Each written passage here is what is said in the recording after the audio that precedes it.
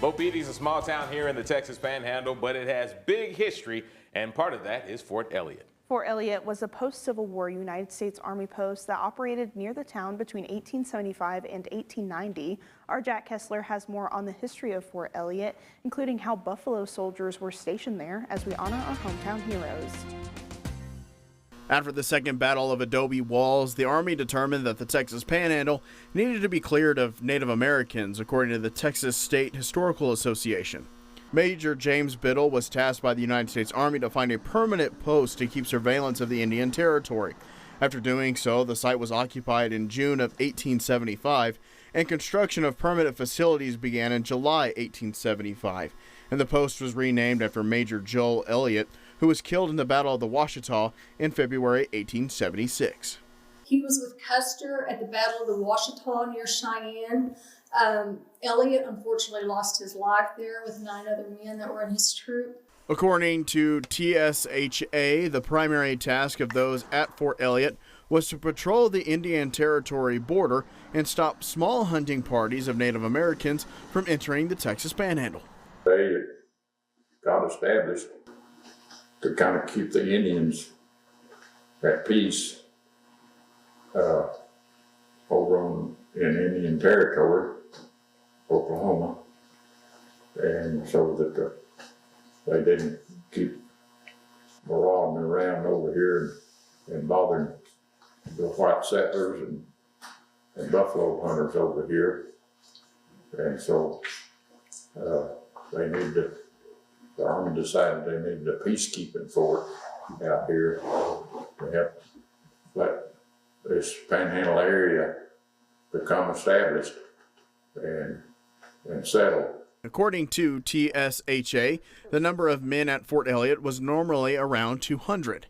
After 1883, a company of 40 Indian Scouts were stationed at Fort Elliott, and in 1879, a company of the 10th United States Cavalry, one of the only all-black regiments, was assigned to the fort.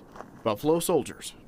They were involved with trying to patrol this area and, keep down any Indian resistance, maybe fight outlaws, things like this.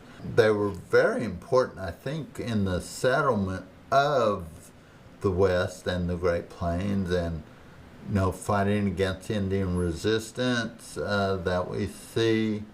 Were very involved in this idea. TSHA adds between 1880 and 1888 other all-black units, companies of the 24th United States Infantry and 9th United States Cavalry served there, and from November 1881 until February 1884, all of Fort Elliott's troops were black. The commissioned officers at the fort were all white, with the exception of one, Lieutenant Henry O. Flipper, the first black graduate of West Point.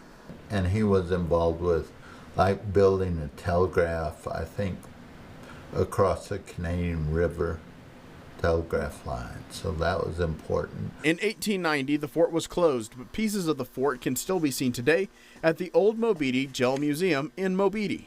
We have a bell, original bell that belonged to the fort that we still have on the grounds.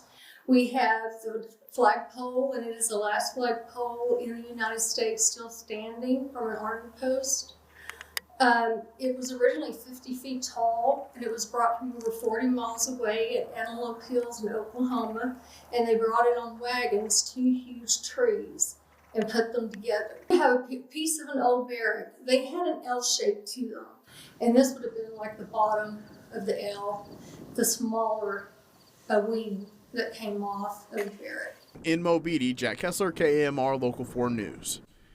Along with the bell, flagpole, and barrack, they also have an outside jail cell that was at the fort that is on display. And they tell us they have full display dedicated to the fort on the 2nd floor of the museum. It is 6:47. Coming up, another look at your forecast when we return.